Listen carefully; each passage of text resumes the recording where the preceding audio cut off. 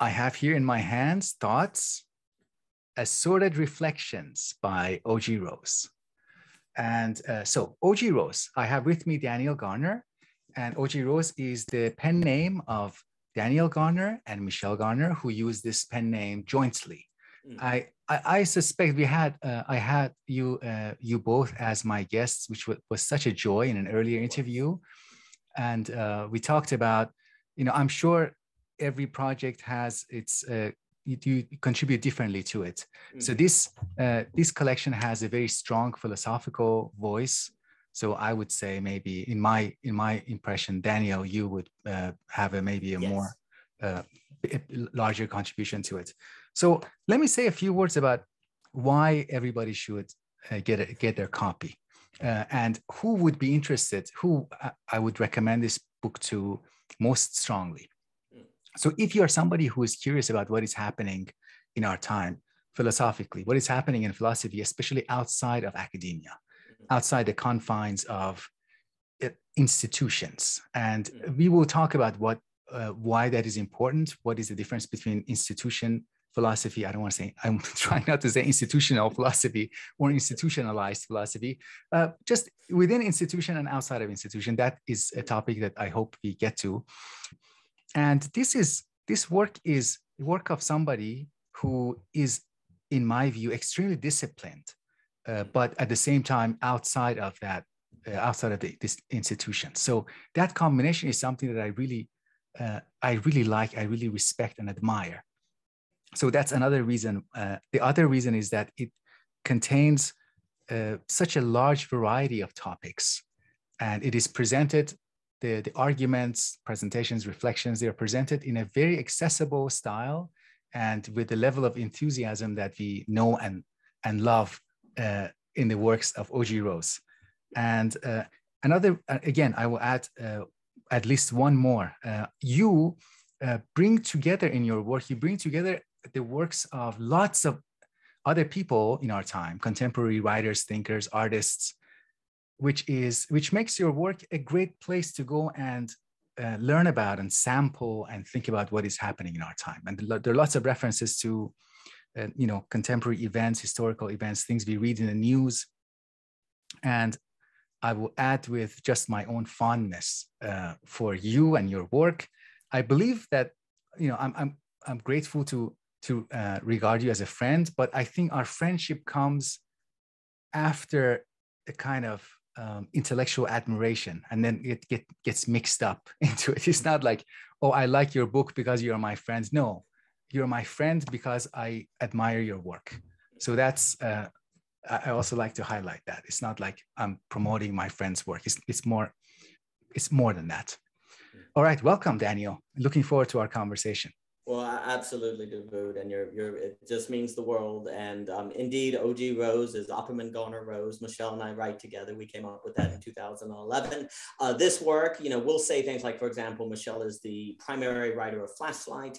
Daniel would say be the primary writer of Thoughts. But we still always do our work as O.G. Rose because so many of the works are inspired by conversations you have, or they'll have thoughts, or they read something and they come back. And it never feels right to us to just say writer, editor, or something. It's like deeper than that. So we've always found O.G. Rose is a nice way to kind of refer, while simultaneously also, like, she just did a wonderful conversation with Molly on Anchor. She'll do a lot of the conversations on Anchor. I'll do a lot of the things on YouTube, and there are different primary sources. And we found that's enjoyable, and it creates just an atmosphere of different works. I'm also very thrilled that you feel as if Thoughts is a place to go that samples a lot of the work that's happening online, outside of institutions. Some people are part of institutions, other people are not, because I think it's an exciting time when you see lots of people are discovering this place where there's creation, but also intellectual insight that is very deep, very profound. I've learned so much from, say, Dr. Simpkin,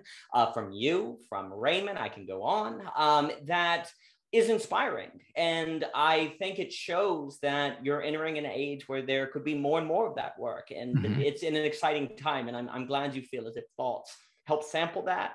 I'm also very glad that you feel the work covers a number of subjects.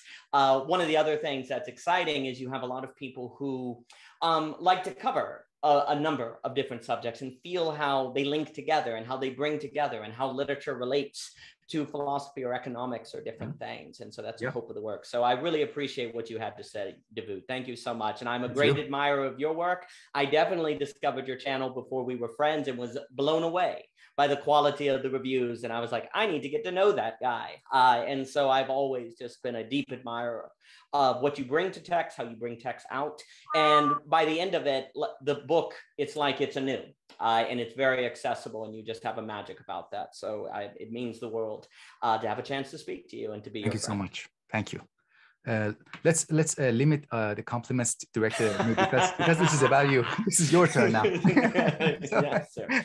So let me begin with a question about relatively more superficial question about the form. So these are an assorted or a collected, collection of works that were individual, or initially they were separated or individual works.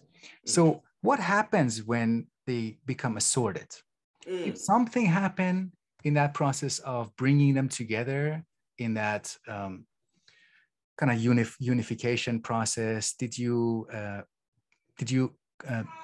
confront something new about your writing? What happens in that process in general? What happens when a collection of works turn into a single work? That's actually a magnificent question. I really like that question. So for example, when I write something, I don't have a plan of it, say, being an essay. Maybe it's a paragraph, maybe it's a sentence, maybe it's a book, but you just sit down and write. Like when I had that conversation, for example, with Dr. Semkin, and we had conversation about the problems with the trolley problem and came up with the ballistic missile defense problem. You get inspired by that idea, and then you go and you write. And maybe it will be a page, maybe it will be 2 pages, maybe it will be 5. And you want to have the conversation become kind of in your bones, really. And writing is a way to get it into your bones and to really have it something that you carry with you, as opposed to enjoy, but then maybe forget. There's learning, but then there's also recalling. And I find that writing is very helpful recalling. And also because I really respect Mr. Semkin's work and feel as if it would be worth my time to write about it and to go deeper, or yours or Raymond's or Cadell's or so on and so forth. I never have a plan on it will come, but what ends up happening, say in the conflict of mind, you start writing a bunch of essays and ideas and you go, wait a minute, these 10 actually connect. And there's an overarching theme that's going on. And so you put those together, and then you have the conflict of mind. And so, oh, wait, actually, these all come together to make the true isn't the rational. And so it's not assorted because actually those essays are in conversation together. You never plan for them to be in conversation together, but actually they emerge, and there's a larger argument that's coming out of it that starts to emerge, and you start to connect it. Whereas with thoughts, those are pieces that you wrote that didn't necessarily connect with a larger thing. Now, I have made a point to say, put close together 6 or 7 pieces that I actually think are in conversation with one another, but I want the reader to actually discover those connections on their own, but hopefully they're put together in such a manner. But they end up assorted as assorted reflections if the pieces do not emerge into a larger connection or a larger network. Since I don't start writing planning to have it connect in that way, they may end up assorted. I actually have a lot of documents in different folders that may emerge. It's like the conflict of mind. One day you go, wait a minute, ideas are not experiences. These different pieces, the truth organizes values, they're all in conversation together. So that becomes a work that's less assorted and more like a collection, whereas thoughts is more assorted. Sorry about my cat. No, your cat, it's like, it always helps the algorithm. So it's fantastic. Every purr is like, bam, it's great. Yeah. So actually, that is something that I really like about these essays, because some of them are quite short. They finish they're complete in 2 pages. Some of them are relatively longer. And that is something that is a characteristic that is much easier to achieve outside of the institutions, because you are just guided by the idea. You're guided by the idea, and the idea or the argument or the present, whatever that is being presented, it dictates its own form. Whereas in institutions, there are these recognizable patterns. Now you have to beef up the essay and make it turn it into a kind of typical essay that is submitted to the transactions of, I don't know, philosophical society. I don't know. Another thing that I like about philosophy, what you are doing outside of, or thinking outside of institutions, is that if you are within a larger organization, as was pointed out by one of my recent interviewees, Kim Trang, she said that if you are within a large organization, you have the luxury of focusing on a very small problem. You can specialize, and specializing means you can neglect or put out of play. You can kind of disregard lots of other problems that might be relevant to a thinker. But you just pick up that small part. But if you are in a smaller organization, and the smallest organization is one individual thinker, then you have to be a generalist. You have to be a generalist because you have to take care of lots of other aspects of this task. It's not the organization that protects your thinking. So both the form, the freedom that you have with form, and like finding what the argument, what kind of form the argument demands, just based on what it is. And then you have to take care of, so your work is very multidimensional. It has lots of different aspects and complexities. So would you agree with that? And do you have any further comments on that kind of line of observation?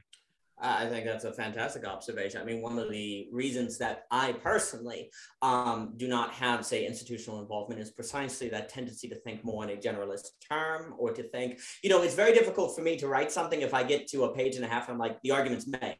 Like, it's done. It's very difficult for me. Well, let me add the history of philosophy to get it to page 50. Let me add all of these different things.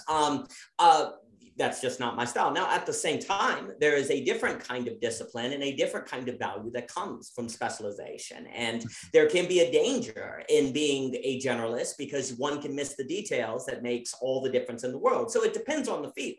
It's kind of like John Barth, who wrote the Funhouse book. He was having a conversation with the guy who did Snow White, Barthman, the writer.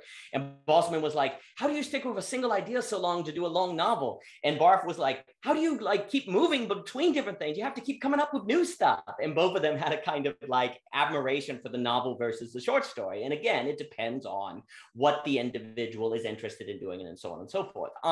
I personally tend to be interested in kind of arguing an idea and its implications for an area that may be a page. It might be 5 pages. It might be 10 pages. It might be a paragraph. It depends. And I feel as if philosophy has a lot to say, if we just look at philosophy, on things like relationships, on things like the interpretation of communication, on things like how to raise kids, or, lots of different things like that. And outside of an institution, I think it's easier to write philosophy in those areas. That actually can make it quick.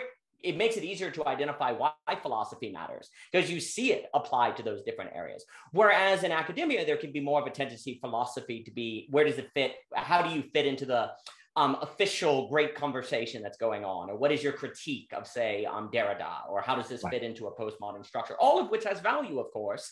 But if that's the only kind of work that is done, then I think it becomes easier to think that philosophy doesn't matter, that it's stuffy, that it's just something that academics do, because that's basically what they talk about. They just talk about that academic conversation, which then makes it easier for people to disregard, which then I would argue is very consequential for the society at large. If you have society, if the average person doesn't think philosophical topics have anything to say, or that it matters, that's going to affect how they carry themselves in the world. And that can have consequence for family, society, politics, and so on and so forth. So I think you need both, certainly.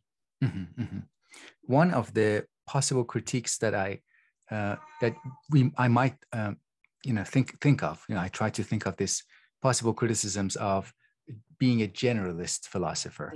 And I thought that some people might say, and we should kind of address this if you would, let's do it together. This idea of reinventing wheels, which I think that naively we can think about. Okay, if you're doing everything from the ground up, if you're, for example, addressing the distinction between appearance and reality, if you're thinking about action versus thought, perception versus thought, if you're thinking about the question of ideas, do they matter at all or not? What is the task of ideas, which is the kind of introductory essay in this work, which I loved. So kind of somebody might come and say, hey, you're reinventing these wheels. But actually, my response, and I wonder what your response is, my response is that reinventing wheels, or maybe better, re-encountering wheels, reintroducing wheels, basic wheels, is a task of philosophy. A philosopher rediscovers these wheels, or maybe reinvents some of them, and by doing that, refreshes our views. If we are not a generalist, if we completely disregard the generalist task, the task of general, baseline philosophy, then we are losing touch with those preliminary questions. What do you think about that? Do you think that's exactly? I think a lot of people are concerned about that. Like, if you just write, what if you just write something that someone else already wrote, and so on and so forth. One of the things, so a few things. One, I'll never forget, a professor, Kevin Hart, once told me, and I love this man, and he said, one of the oldest pieces of writing we have is a poem about how all the great literature has already been written and there's nothing else to be said. And it's one of the oldest pieces that we have, and I always find that hilarious. I think there's always a million reasons not to write and think. You can say, oh, someone's already said it before, or what if I'm misreading the text? Well, Harold Bloom will show you that a lot of literature advances because of misreading. A lot of the best ideas are a result of misreadings, actually. But if we say, oh, I shouldn't write because what if I'm misreading the text? Well, there might be a value in the misreading. Or, like you said, restating an idea can actually be very important because it's stated in a way that clicks with some people that otherwise it would not have clicked with. Also, too, there are a certain classical way of languaging things that is not up to date with the language we use now that makes it more difficult to access and things like that. Now, I will say this. I think it is very, very important to read a lot and to read a whole lot. It's a funny little thing. I had a period of time where I slept on a cot and lived in an art gallery, but that's another story for another time. And the goal was to read 200 pages a day for a long time. And the reason why I think it's important is it's one thing to say, I'm going to be a generalist and write a bunch of things, and it's just kind of your thinking going from there. As opposed to being aware of what other people are thinking. But then the other thing is to read in a manner that assumes the best of the writer. I think it is very easy to read and write a bunch of things saying why, say, Plato is stupid or Aristotle was wrong or Derrida. But if you force yourself to go, no, they actually to give them charity in the reading, and then to think of them in those terms, and even if you disagree with them, to see something beneficial in them, as a result of that very tension that emerges, that can be very generative. So me personally, I will say the last thing I'll say on that, I think facing the possibility of rewriting or remaking the wheel, or maybe writing something that somebody publishes something tomorrow, maybe you come up with an idea and someone, I think that's part of the journey. I think that's part of the, you have to face that fear. And I think it's actually good for you to face that fear, that it has a positive influence on how you develop to take that on. Otherwise, other than not face that fear and to take that risk, I think it's good to take risk like that. Yeah, great. So, for example, one of the places where this old idea of appearance versus reality is introduced in this work is when you talk about conspiracy theories and thinking about conspiracy theories, like when people say, you can't believe anything that you hear in the news. So it's a kind of total and automatic and habitual, you call it a habitual, which I really like, a habitual dismissal of appearances. Okay. And that is combined with, again, a habitual presentation or thought of acceptance of things that are happening behind the scenes. And then the third step, point number 3, if I remember correctly, is that the other side can only convince us if they have absolute and irrefutable proof for their position, absolute and irrefutable evidence.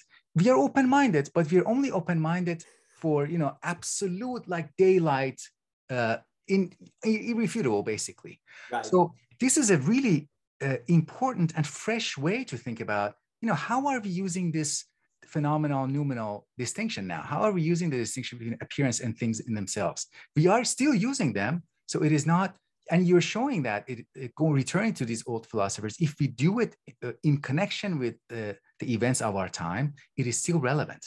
And not only that, but you're actually reviving distinctions and applying them.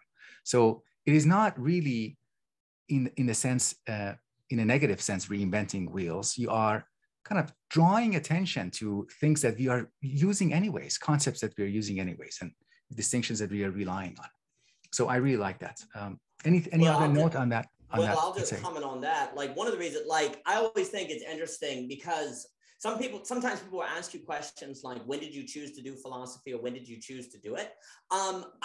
It's almost like, it's like, well, I was already, it's like, oh, wait, I guess I do philosophy, where it's more like where I was already always doing ideas and I was already in it. And it seemed like a big risk to not take seriously ideas and to see where they lead. One of the main drivers of our work in general, or thinking, whether it be creative writing or philosophy, are the topics of irony, self-deception, and the fact that your brain is a frenemy. Your brain is in the business of convincing you you know things that you don't, of making you comfortable at expense of the truth. Like, for me, in coming to realize that your brain sets you up for irony, where you think if you do X, you'll get Y, and then X is precisely why you don't get Y, in the business of self-deception, it was like, oh my gosh, I need to sit down and examine the way that my brain presents reality to me in a manner to deceive me. And you started writing papers, say, okay, well, this is and the other reason was I wanted to write out phenomenology, like the very nature of experience that leads one into self-deception, or the way that your brain can convince you that you're engaged in love when really it's more like liking, and if the other person doesn't receive it, then they must be a bad person. Like, what are the mental gymnastics? Mental gymnastics is another phrase.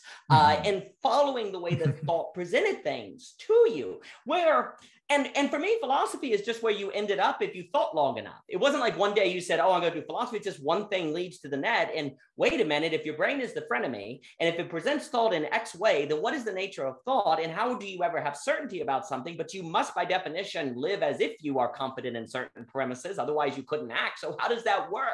Well, if you start examining those gymnastics and then applying them to economics, politics, the nature of ideology, relationships, then things start to unfold. And so for me, ending up in ideas or writing or thinking, it's kind of almost a way to think about it is people talk about the importance of, say, personal finance. Like, you don't have to ever think about personal finance. You could go through life and never do it, and maybe you're fine. But it seems like unwise. It seems unwise to never take any consideration of personal finance. And I honestly have always thought about philosophy that way. I mean, sure, maybe you can get through life and never think about ideas and never read books, and it's fine. But we all have to pick our investment strategies, per se. And I find philosophy is a conservative investment strategy, which you're taking seriously the fact that thinking is not self-evident in how one should experience it. And we are in the business of deceiving ourselves. And if you take that seriously, well, then for me, philosophy becomes it's a kind of personal finance, kind of personal thinking, so that you enter in a better strategy to carry yourself through life so that you can live better. Mm-hmm. Sometimes that would allow us to avoid certain unnecessary mental gymnastic like maneuvers. Yes. And let me just add to that. I'm sorry. Sure. To me, it was always like the choice is either the mental gymnastics of like drama, or learning the mental gymnastic phenomenologically, so that you do that work so you don't end up in drama. That's exactly right. Relationships was also like just seeing how people interacted and ended up hurting each other's feelings without meaning to, or misunderstanding one another, or ending in these kind of snake eating its own tail cycles of drama and not able to escape. That was another reason that led into thinking about how thought operates and presents the world. That's exactly right. Great. So, okay, let's turn to what for me has been, I mean, I need to spend more time with this book, but for me, one of the themes that really stands out in different essays in this collection is a theme of differences, and celebrating differences, not necessarily celebrating, but recognizing its irreducibility, especially in one of the memorable essays that was about unity, the call for unity, and why it most likely would not work. And I love that distinction between cheap unity and costly unity, like really meaningful, and which was, I think you were inspired by another author. So would you say a few words before I ask my question? No, I think that theme, that's a perfect pickup. I am utterly fascinated by the space between people, the space of interpretation, the ways in which we convince ourselves that unity is not in service of just ideology in our tribe when it is, those mechanisms of self-deception, and then the work of difference per se, the work of living with difference, not to erase difference, but to harmonize with difference, because that is much more difficult work than I think we appreciate. We know we need to have unity. We know we need to harmonize. We know we need to celebrate difference. But it's one thing to celebrate difference in a very shallow way, and it's an entirely another to celebrate the very fact that people interpret reality differently. That's very destabilizing. What do you mean people interpret reality differently? Oh my gosh. Well, what is reality then? And what are people? That's when you start. Unity has to cost you something. It has to feel difficult. And that's when it can become meaningful. So no, that distinction between costly and cheap, I got that from Bonhoeffer, where he'll talk about cheap grace versus costly grace in Christian theology. The idea that you can just sin all day and just ask God to forgive you, as opposed to grace, which is taking up the price of, say, avoiding sin and holiness and different things. I think that distinction works very well with, cheap unity and costly unity. Yeah.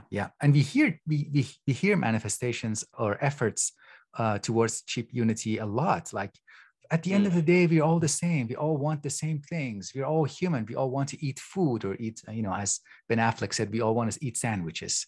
The Muslim people and the Christians and the atheists, we all want to eat sandwiches and go to work or go to school. But that's a willing disregard of meaningful differences that will be the source of our conflicts, and actually paying attention to them, investing in them, exploring them is worthwhile. It might take us a few steps more towards kind of more meaningful, genuine unity. So just the fact that, let's say, you and I are having this conversation is really amazing to me. Like, I am someone, as a guy who was born in Iran in 1982, 3 years after the Islamic Revolution. And now I'm having this conversation with you, somebody who is living in Virginia. There must be something going on that is connecting us.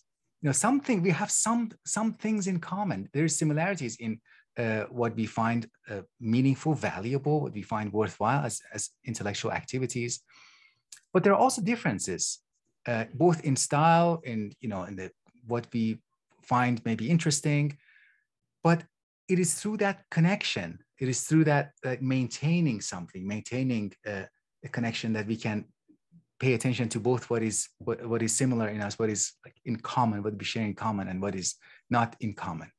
We are always capable of being interested in things that are dissimilar to us, in things that are disharmonious, in other people who are strange and, as you would say, different. They have different views, different ideas, and different ideas about how to proceed, let's say, even with the conversation. So difference is extremely important. And the more we connect, the more we put effort in connecting, the more we have a chance to celebrate and recognize those differences and work to do something with them. Anyways, yeah.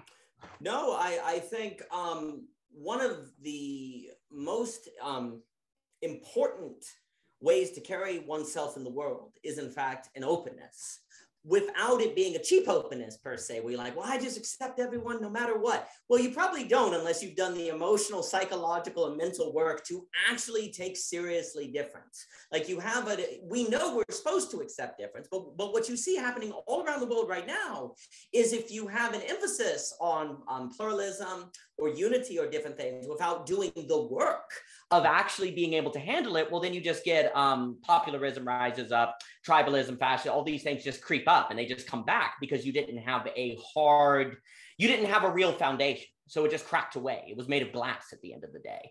And, Leopold Hand, I think it was Hand, it's a phrase I've used before, I really like it, where he says the spirit of liberty is found in that person who doesn't take themselves, that spirit that is never too sure of itself, that it always has openness, that it might be wrong. And it is really difficult to live with the feeling that you might be wrong. Philosophy can teach you how to live with that, and in fact teach you that that very openness to being wrong is the prerequisite for true relationship. Because if I can't be wrong, well, then all anyone can do is be like me, because I'm not wrong. And so you need to be like me. There's no openness to the other. There's just copy paste, you know, and I just happen to be the form everyone should copy and paste into their own lives. So the very possibility, so living with the, I might be wrong, or I might be incomplete, or there might be, another thing that can get you is you go, I might not know everything that's worth knowing.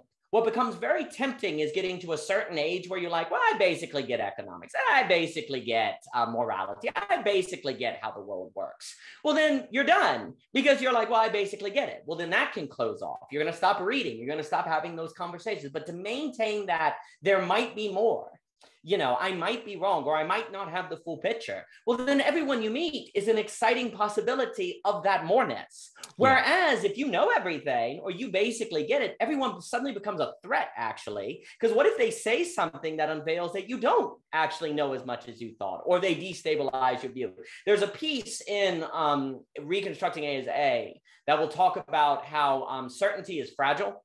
Because if I'm certain, well, then it takes one doubt and I lose it.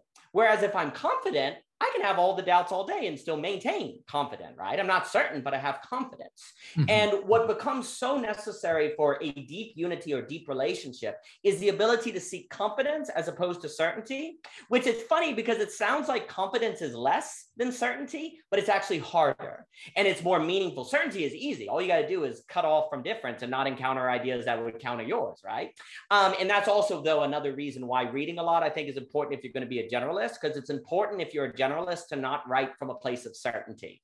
If you are a generalist, you are in the business of maintaining that openness, but not making it an empty relativism. So you have to be open, but create confidence. And that's kind of a different way of thinking, where you're opening things up, not to like make them fall apart nihilistically, but to make space for people to enter into or to see in new ways.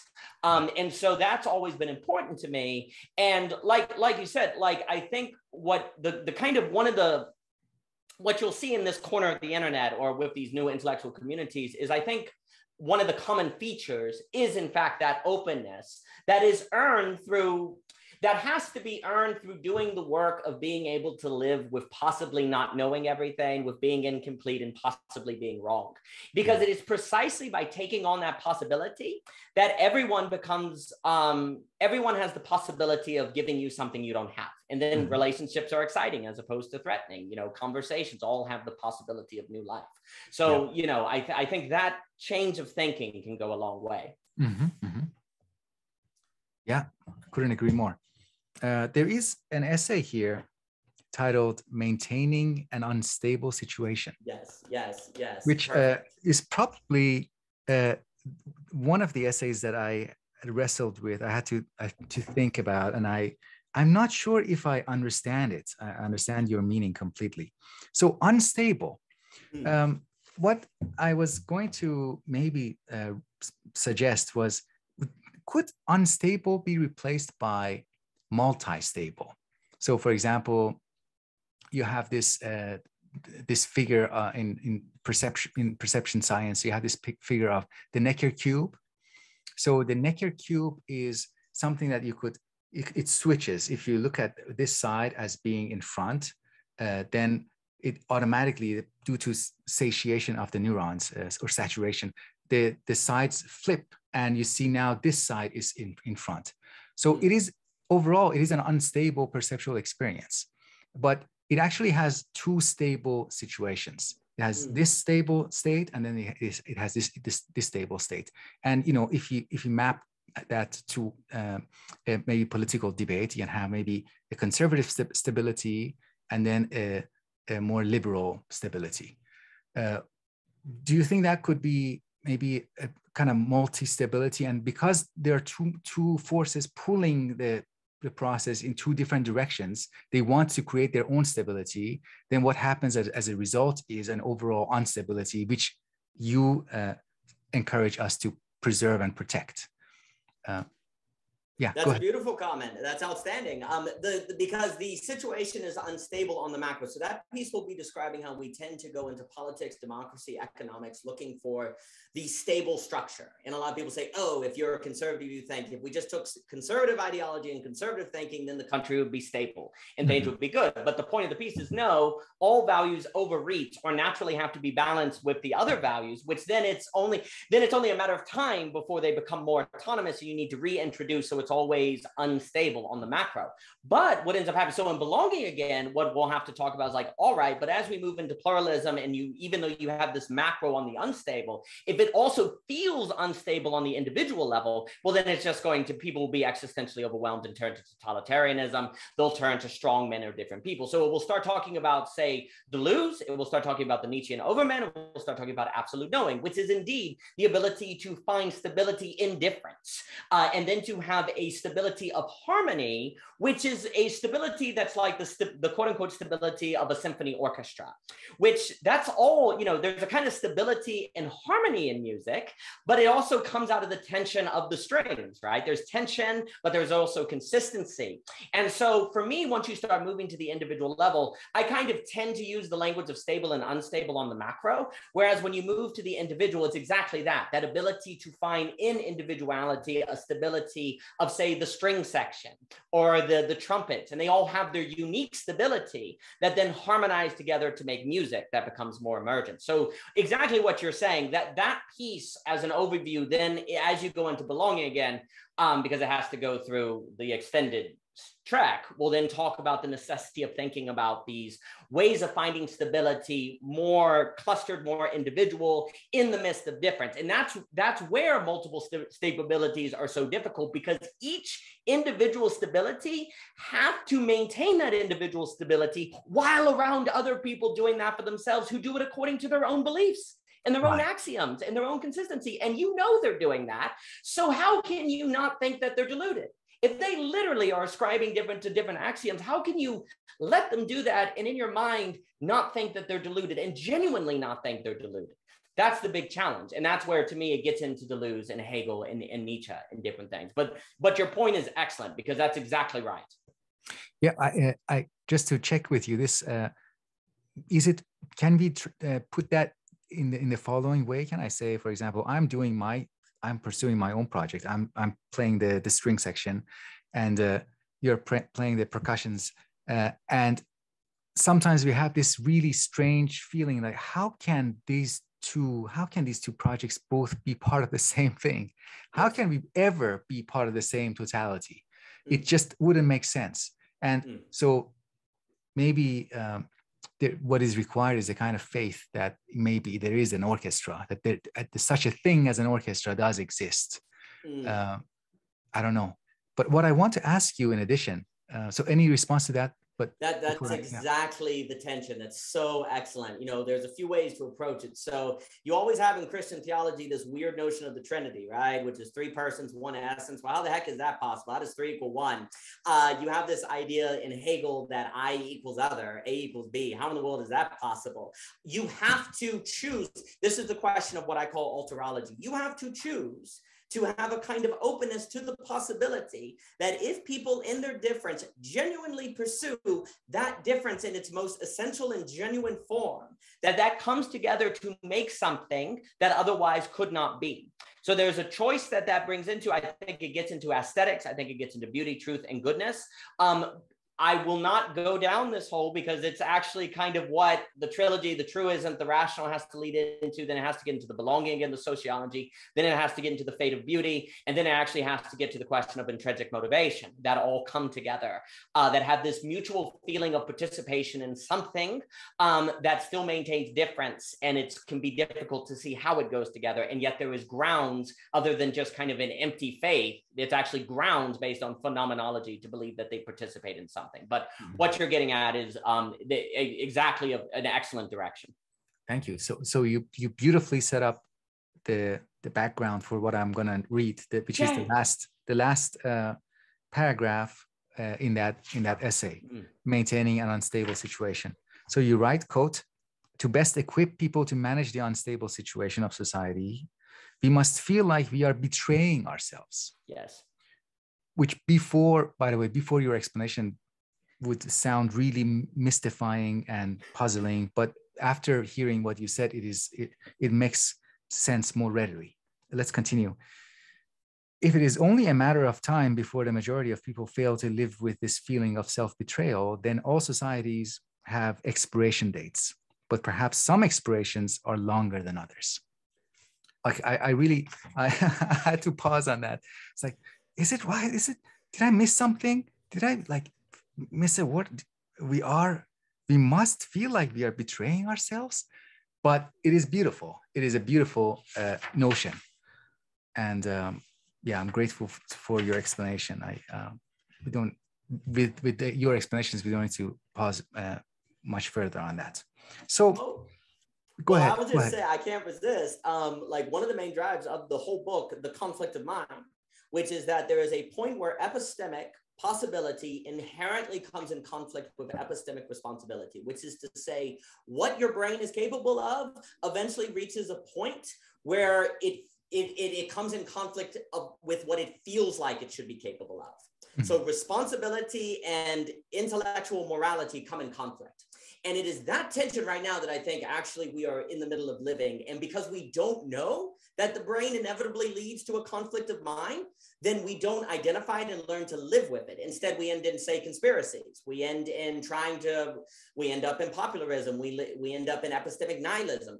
If you don't know that eventually the mind leads to a conflict of mind, where epistemic responsibility comes in conflict with epistemic possibility, well, then when that occurs, you won't be ready for it. It can totally existentially destabilize you or turn you to conspiratorial thinking or so on and so forth. And so, so then if you know that can change how you carry yourself in the world. And maybe that expiration date can be 10,000 years in the future. Hard to say. Maybe it can be much longer. Right, right. So it is preferable to bring those stabilities and adopt them as part of our psychic life, as opposed to believing in a conspiracy theory and become very stable psychologically, and then push the instability into the world, in the actual world that we are living in. Yes. Which then we would be surprised by the actual instability of things if you adopt a very simple theory. Yeah. So I had a question I wanted to ask you about this idea of conflict within society and conflict between different ideologies, set of ideas, and the kinds of debates and discussions that go on. And in one of the essays, you argue in favor of, everybody should really embody their ideas to the fullest. We should all act as if what we believe in is correct, and we should fight for it, because if everybody does that, the emergent property of that conflict, because assuming that the other side will do the same, as an emergent property, we will have a complex world, epistemically complex world. So I wanted to ask you if you think that this conflict can also happen. I kind of anticipate you're given The Conflict of Mind as the title of one of your books. Can this conflict, do you see this conflict happening within one individual mind? And how does that sit in with the idea of going, full force to one single position? Is that like what we should do in our political lives, social public lives, and then in our personal lives when we are in the study? Then we kind of allow this conflict of mind to happen. So how do you reconcile that?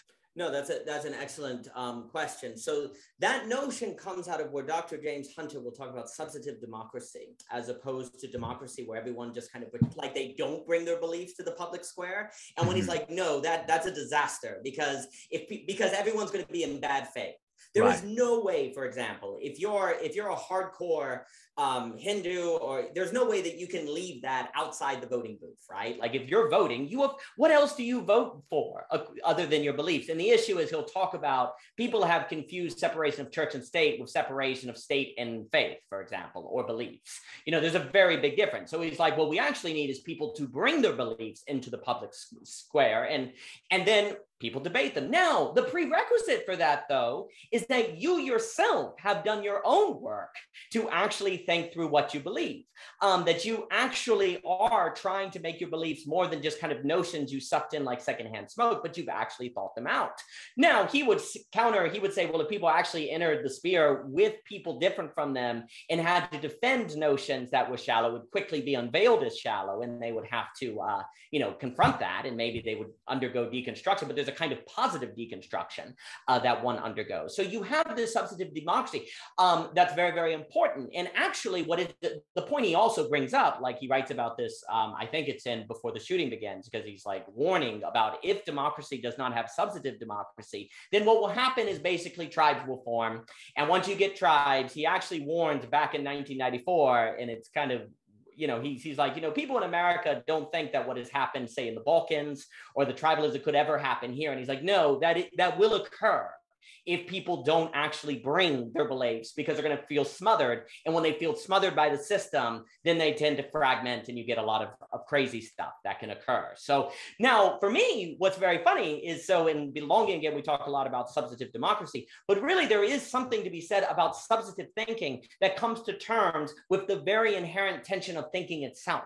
And if you are aware of the conflict of mind, or if you are aware, for example, that autonomous freedom as a virtue becomes a totalitarian force of destruction in the same way that autonomous justice becomes a form of destruction without freedom, and we can go through everything like Isaiah Berlin, or just every value, every idea, when it is out of a concert with other things, becomes a force of totalization and can be a problem. Well, if you take that seriously, then the way that you would carry yourself when you fight for what you truly believe will be in line with that very tension and that very tragedy of competing goods, right? And that will change. It doesn't become, say, a substantive fundamentalism. It becomes a substantive democracy, or what you believe is the right proportions of virtues. Like you're fighting passionately for what you think is the right breakdown of virtues, as opposed to, say, a single principle.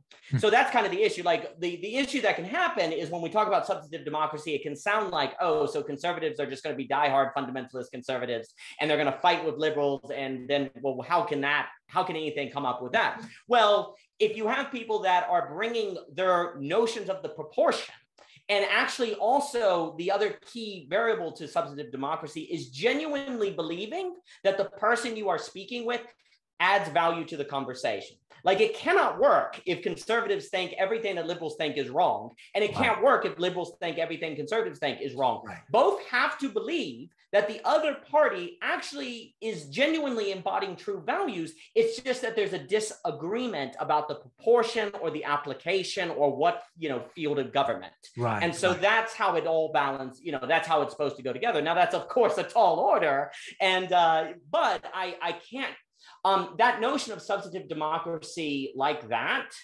basically seems to be the only possibility of democracy. Otherwise, it just becomes fundamentalist clashing and nothing comes of it. Yeah.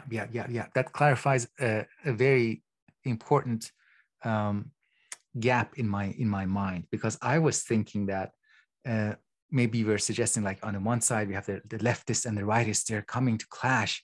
And then above them, transcending them, we have this wise philosopher king who is watching them and who actually has a representation of both sides in their mind. And there's like just looking at the process unfold, but they are not engaging.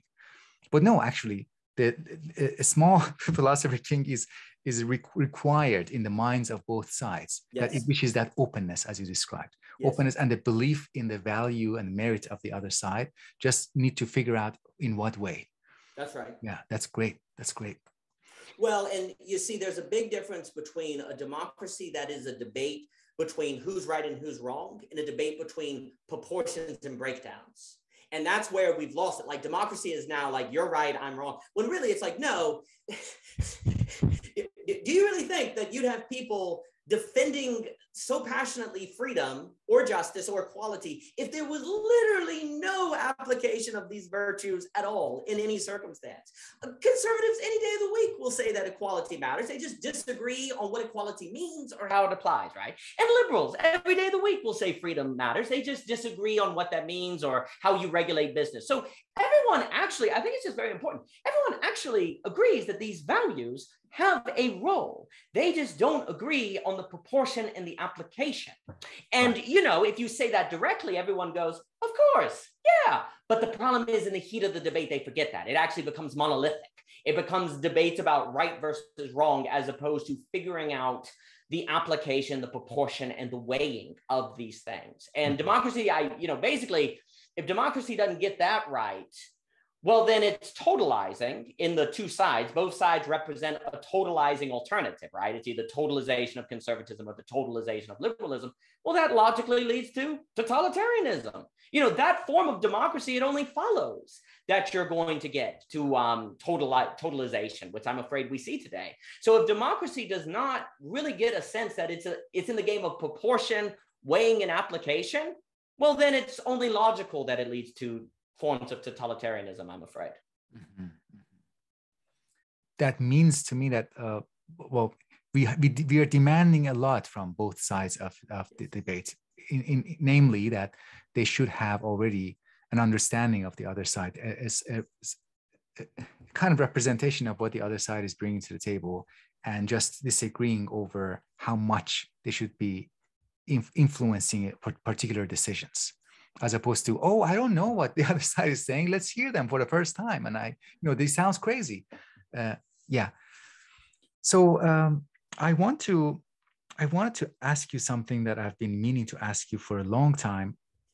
And I think we are at a position now in our conversation that is an appropriate time for it. And that is about your own conduct in approaching differences and in other people.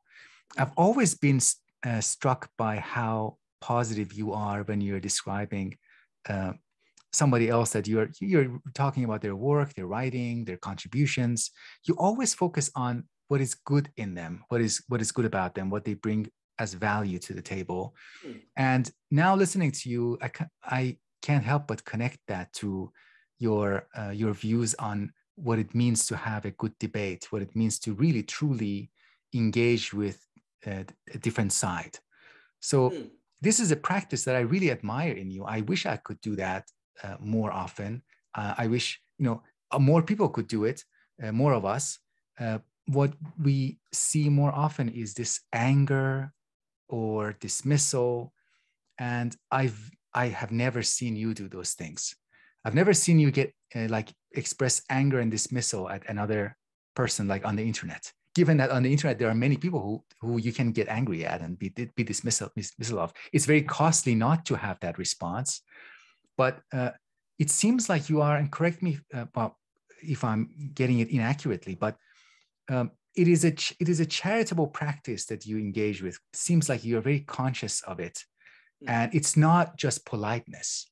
It seems like you want to emphasize and highlight what each person is doing, what is value about each person. And do you find that is that an accurate impression? And how do you do it? How do you kind of not grow tired? And explain that. I would be very grateful if you could describe what is involved in that practice. Was there a moment in your life that you decided to do that, or did you find in yourself a natural inclination that it's easier for you to focus on what is positive? There's a humility in it, but it's not just humility. There's a celebration of what other people are doing, and it's people who are less experienced in these fields should not underestimate how difficult it is to do it. It is much easier to be angry. So, anyways, I'll give you the space to respond. Well, that's a wonderful comment that you've made, and I appreciate the question very much. If you value other people, well, then you have to live according to that value and think like they think and see what they're doing and work to understand it. If you dismiss them, you can just go about your day. If you go, okay, if Dr. James Simpkin has devoted years of his life to this topic, on missile defense systems, military strategy, drone ethics, I don't know anything about these fields, but if he has chosen to focus on that, and also I've seen him do the work, I've seen him join the Halcon Guild, I've seen him do these things, he believes in this, well then there's probably a really good bet that if I were to open myself up to this field, that there would be something there I don't know about. Now, that's going to require you to read the books. That's going to require you to listen to the things. And it may even require you to encounter ideas that upset some of your preset ideas. But if you believe in them and thus believe that it's worth following where they've gone, well, then you might be better for it. And so for me, assuming the best, I call it assuming the best. Assuming the best puts a demand on you. And it forces you to read things that you otherwise would not read. It forces you to think about topics you otherwise would not think about. And boy, howdy, when you assume the best, and I would say that I don't know if I would pick a date. I don't know how I'd pick a date, but I did consciously, maybe a decade, 2008, 2009, I'm not sure, consciously go, wow, assuming the best requires me to do a lot more work than if I don't assume the best. I guess I better assume the best, because that's the only way I'll force myself to go into areas I otherwise wouldn't. And let me tell you, as soon as I started assuming the best, I found out I knew nothing.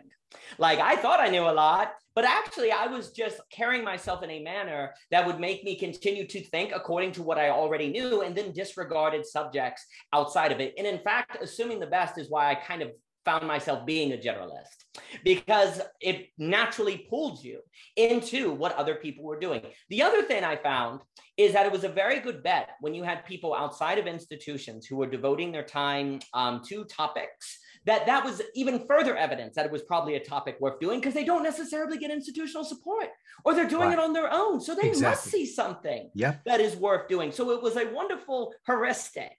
And then, of course, it was very easy. And then it just turned out that if you follow that heuristic, there is a lot of value there, and there is a lot to appreciate, because, man, it's a good bet. They did, in fact, choose to do that on their own, because there's a lot there.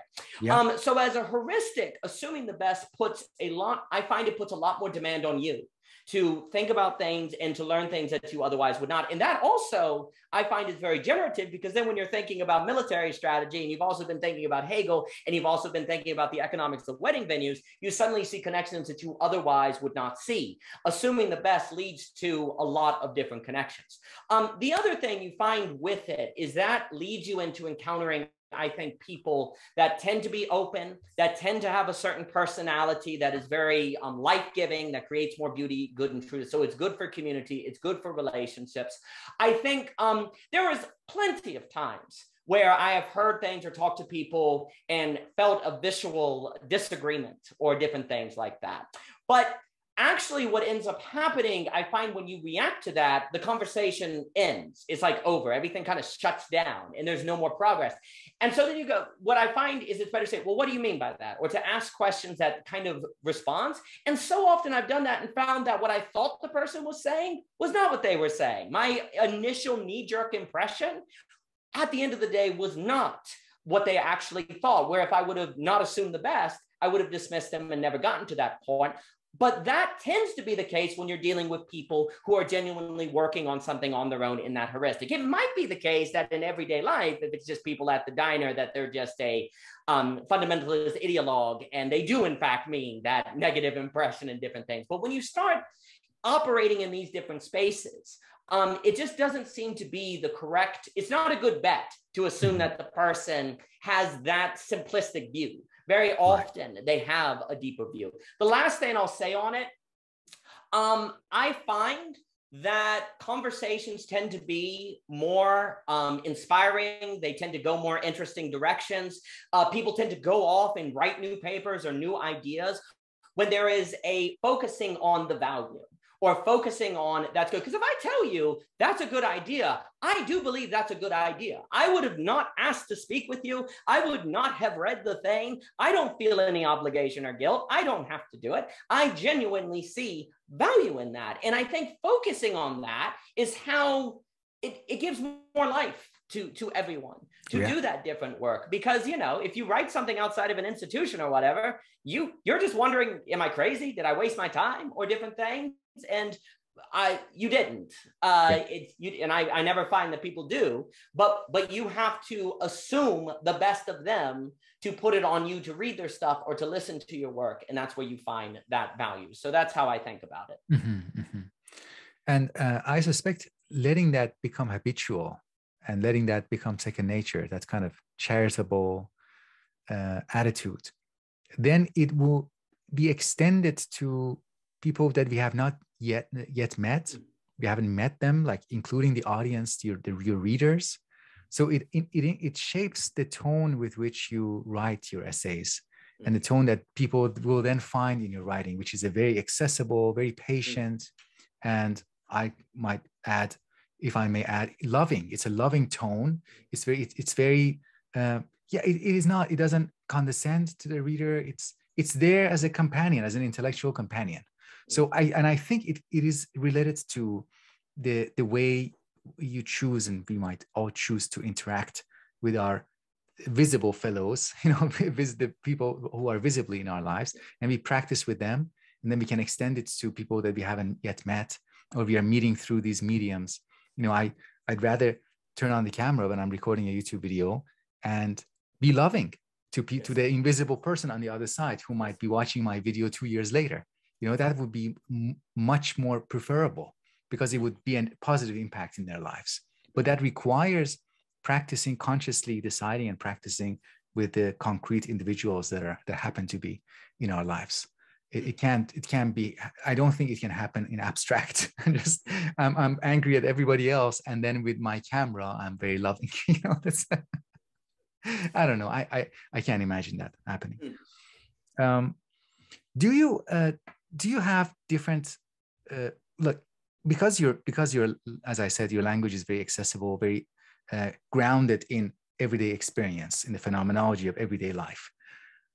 Do you make any distinctions? Do you draw any boundaries between writing the essays and the way you engage with language outside of your philosophical work? Is there any meaningful boundary between them, or is it all one language? And if there are distinctions, what makes this philosophical language distinct? That's an excellent question. And I will also say, I just wanted to note, I think it is what you were saying about the camera on and to the audience. I think that's a very important practice. People are looking, if they're watching your video, they're looking for ideas. They're looking for insight in different things. And that is, they're giving you your time. And that is an act of love in of itself, giving time. And to, I think, extend it back is very important. And I think it does create habits that transform how you're toward the world in, frankly, everyday life. It is easier, I think. The last talk we had, you talked about walking and breathing, which I loved. I think if you practice that sort of towardness of love, that towardness of openness, that actually carries into just walking up to the mailbox, frankly, because you're practicing and habituating that mode. So I think that's very important. What you're saying on language, I try very, very hard. Well, I think I try to speak and write in a manner that is similar. Not that I succeed at that. And some people may read like The Conflict of Mind and say that's terrifying. So now it also depends on the subject. Like one engaging and say, well, like if you're writing on Heidegger, it's kind of difficult because you kind of have to use their language, right? And if you don't, but the moment you use their language, that can kind of change things and blah, blah, blah, blah, blah. I think, like, I try to use metaphors when I'm talking. I try to use imagery. I try to connect it to a common experience because the brain doesn't work well with abstraction. It doesn't. Now, there is some level of abstraction you cannot avoid because abstraction is part of life. The moment I start talking to you, I'm using language, right? But I try to combine it together. I try to talk in I want to say everyday language, but it's not quite everyday language, but something that's accessible, is what I would say. I would say it's very informed. I mean, we mentioned this in our interview with you, with Michelle, a lot of creative writing. I think about writing nonfiction, actually employing some creative writing techniques that also affects how I speak. So to be honest, I don't think of them as separate. I think of them all on the same gradient of actually creative writing. That's almost what I would say more than everyday speech. I think of it as a language of creative writing, which is very inspired by the genius, unbelievable Robert Olson Butler, who I think is a master. Mm-hmm, mm-hmm. Yeah. I should have added that note that yes, conflict of mind is more technical. It is still accessible, but it is more technical. It has there are more it's more labyrinth-like in its Yes. in its structure, and it has interconnections that are that require more patience. You also have the philosophy of glimpses. I forget the exact title. I think it has the word lack in it. Philosophy Yes. which is a reorientation in metaphysics and ontology. Yes. The conflict of mind is primarily in epistemology. Yes. Yeah, I have those two on Kindle. Philosophy of glimpses and conflict of mind, but then I wanted to have the physical copy of this one. Yeah. Good man. So what else can we bring into this brief discussion? Do you have an image of your audience, both what kind of people who are reading your work, and what do you hope for them to get out of it? And are you receptive of people who read your work and then write back to you and want to have a conversation with you, or is it more like, talk about a little bit, please, about your idea of an audience. What is an audience to you? Well, that is an excellent question.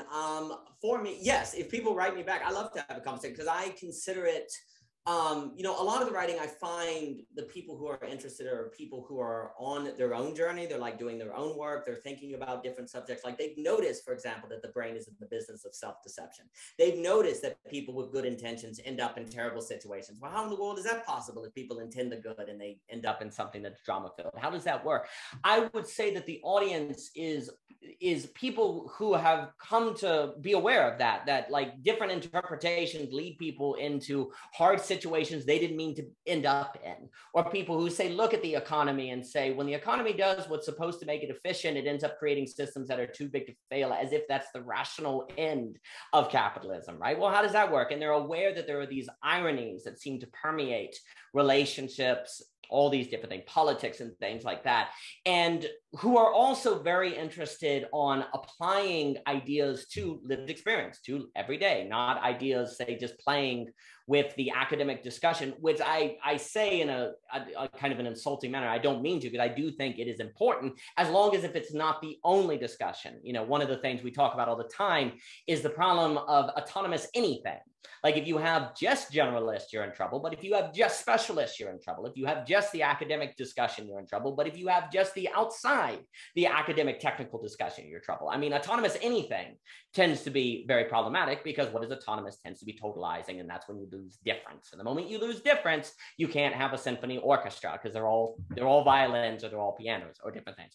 So I think of the audience, very often when I go to write, it's the idea itself appears, and I want to capture the whole thing. Like it appears to me, and I myself want to better have it in my own bones, to where I can grasp it. But then I write it in a manner as well, where I feel like other people who want to get ideas in their bones, because they believe ideas are practically eyes, or that ideas change how you live your life, it's for them as well. I don't think, I will say this, I don't, like you can get, say, following and read if you're mean, like you mentioned this, right? Like if you just do like 1-star reviews of books or whatever, or if you attack stuff, people love that stuff. They love venom, right? They love that. And there are topics you can write on, for example, that you are going to get more clicks and you're going to get more likes. Now, look, if I for whatever reason, have an idea comes about the Super Bowl, or an idea comes about a show, I've done that. I did something on Squid Games. I have no trouble with that,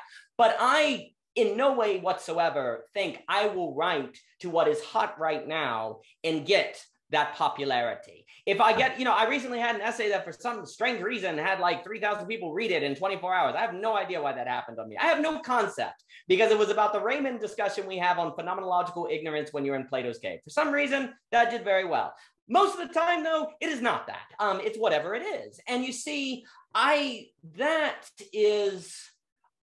will say there is an intentional, I don't think about what is going to say, get the clicks or anything like that. I think of what idea has appeared that seems valuable, or that somebody said in a conversation, whether it be Bethany or Sam or Green or different people. And it's like, wow, that's powerful. I want to bring that out. I want to talk to that person about it and get that in my bones. So I will say that's a different way I think about it. And then it would be for other people who want to get it in their bones as well. Right, right. Yeah, I would add something to what you said. Absolutely. I'm also not into writing for the clicks and for the views, but there is the opposite of it. There's a Yes. flip side to that, which is sometimes I feel like I'm stretching it a little bit. It's like, oh, I sure hope that they're following until this point. It's like I hope that they have enough faith. Like I hope there are a few viewers who are like, come with me to this, because I'm kind of like going a little bit too far, like the old man in the sea, kind of like going the distance. And I haven't gone this amount of distance yet so far. And maybe the audience, people who are viewing, people who are interested, this might be asking too much, because I'm kind of stretching this relationship. It's kind of like you and I having a conversation. Sometimes I might be demanding of too much patience from you. I'm like not talking clearly, or maybe taking too much time to say something. And when you're stretching that relationship, it's usually because maybe I speak for myself, like I'm not yet the master of that exercise. So that's one of the reasons why I am demanding, or maybe I am going somewhere, that exploring something for the first time, where there's something about that relationship with the audience that sometimes it's not like, oh, please click, but I know that you might be with me, but stay just a little bit more, because I'm going to get to the point. That kind of relationship with the audience. Well, I think there is definitely a ditch on either side of the road. Like, there's been a tradition of some thinkers that are like, I'm going to write intentionally hysteric and oblique in these people, and I'm going to intentionally put them through heck. I try not to think about either of those. Like it's like when the idea is, I think this is valuable. I think there is something here. And then if it's a page long, great. If it's a page and a half, by putting it in creative writing, I am trying to make it to where you can follow it, but I'm not going to try to ask you to go further than is necessary. But there are sometimes, like, I didn't write the conflict of mind paper ended up being 80 pages and extremely technical. That was not intentional. I just found no other way to write that paper. And there will be lots of people who don't want to read it, and there will be some people that do. I have no idea. There are some papers like that's how they work. Like I did a paper on Hegel's absolute knowing that ended up being 120 pages. I didn't intend that, but I found no way to make the point I was trying to say without it getting to that place. And it had to have a more technical language. And who knows who reads it, but that's what was required of it. Yep. But that piece on relationships and concealments is about a page and a half. I think it's a valuable idea. I think it's important. It certainly helped me. Hopefully, it's accessible and helps other people, but it didn't need to go longer than that. And right. So, the way I guess I do think in terms of, saying it as quickly as possible, saying it in exit. And is there a mental model? Is there a value? Is there a way to kind of present an idea that carries oneself in the world in a manner to they're more open for difference, they understand difference, and they see difference as beautiful as opposed to a threat? Those are the things I think about. And then the audience would be people who want that, who want those ways of being in the world. Mm-hmm, mm-hmm, mm-hmm. Yeah, you are. Speaking of being true to the underlying idea, to the underlying vision, you're true to this underlying vision of the conflict of the mind essay, and it ends up being 80 pages. So right. What is primary is to stay true to the underlying thing at hand, topic or question or the. Speaking of being true, I want to touch on another one of my favorite essays. In this collection, Thoughts, which is, of course, the Anti-Menstrual Society.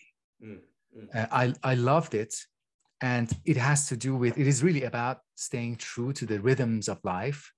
First of all, recognizing the rhythms of life. It's important. Birth is very important. Yes. Death is very important. We gather around, we celebrate at birth, we don't celebrate at death, but we recognize it. We have ceremonies surrounding it. And similarly, birthdays. Birthday is it has to do with the life cycle as we define it, getting old. But you're pointing here to our tendencies sometimes to identifying places where we repress rhythms of life. in the case of menstrual cycle. It also happens with, nowadays we can apply this to the idea of getting old. People now don't want to get old, don't want to recognize aging. They don't want to celebrate it. They don't want to see that as part of the cycle of life. So this was incredibly important. The repression of, such an important and central part of what it means to be a woman. How come it is repressed? It's amazing, right? But when you point to it, it becomes obvious, and its implications become obvious. And then you ask, where else are we doing this? So this kind of work is also, I wanted to just say, it is incredibly important to think through, to think about, and then to ask, what else can I apply this to?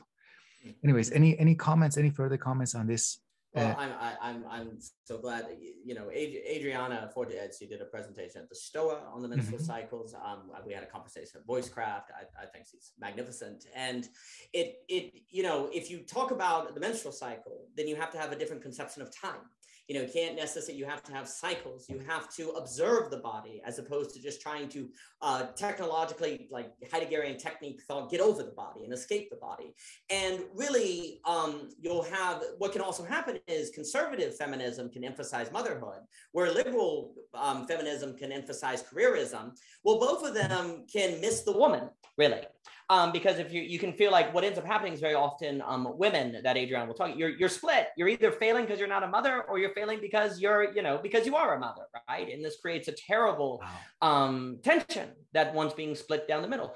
Well, the menstrual, by focusing on the menstrual cycle, which is unique to woman, but it is also something that occurs not just in motherhood.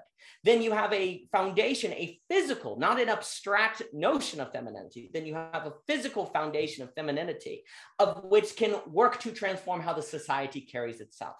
And the reason why I think that's important is because any kind of change in how a society thinks that is not ultimately grounded in some sort of concrete reality is just going to be countered by another abstract ideology that's internally consistent to itself, and they'll collapse and nothing will occur. But by basing it in something concrete, physical, and actual, well, it's there. It is not debatable. And from that, you can start saying, well, how do we think in terms of cycles as opposed to just linear progress? How do we take the body seriously as opposed to treating it like something we need to overcome or transcend and escape in different things? And how do we also have a way of thinking about the female that does not create these pathological splits in different things? So I think I'm very glad you enjoyed that piece, and Adriana's thought was very inspirational. And that's just an example of an individual who's doing work in these spaces that is incredibly important. That was inspiring to me, changed how I thought about things. I'd never thought about that before. And then you read, you get excited, and you write the piece because you want to get it in your bones. You don't want to forget it because you've been going through 30 or so years not thinking about that. And you sure as heck don't want to go another 30, another 40 making that mistake. So you want to get it into your bones deeply. Yeah. Get into your bones and and see what else, how else it can manifest itself in your life. Absolutely. Yeah. Great. I see this book as a force for good in the world. Again, I would recommend it wholeheartedly to our viewers, along with your other works and your future works, which we are looking forward to. Well, Daniel, anything else that we didn't touch on that you'd like to add? Thank you for your work, for being so wonderful, for being so generous. As I said, I'm incredibly fond of you as a person, both you and Michelle, and the work you're doing. And yeah, wishing you all the best. And this sounds like a goodbye, but no, just for this conversation. Looking forward to speaking with you in the future. Any final notes that you'd like to add before we say goodbye? Well, I cannot say how grateful I am for the opportunity to speak about thoughts. My pleasure. Work. It's one of the great joys of finishing a text is, in fact, having a chance to speak about it and to hear what ideas stuck out and the kind of underlying themes that you saw and what works came out, and to elaborate on it, to touch on different terms and different things. And so that's a wonderful opportunity that would not be possible if you were not willing So thank you for being willing. Thank you You're for very being kind. such a good friend. And thank you for the work that you do. We've spoken a lot about this little corner of the internet and the intellectual work that people are doing. And an example of someone who adds great value, beauty, and truth and goodness to it is you. So thank you so for this much. opportunity, Davood. Thank you. It means a lot. So thank you. Appreciate it, sir. My pleasure. Thank you. And you were wonderful in this conversation. I had a few slips and kind of disfluencies. Hopefully I'll correct them in the editing in the editing phase. Even if not, I'll see what we can do. But otherwise, yeah, let me stop the recording and we will see.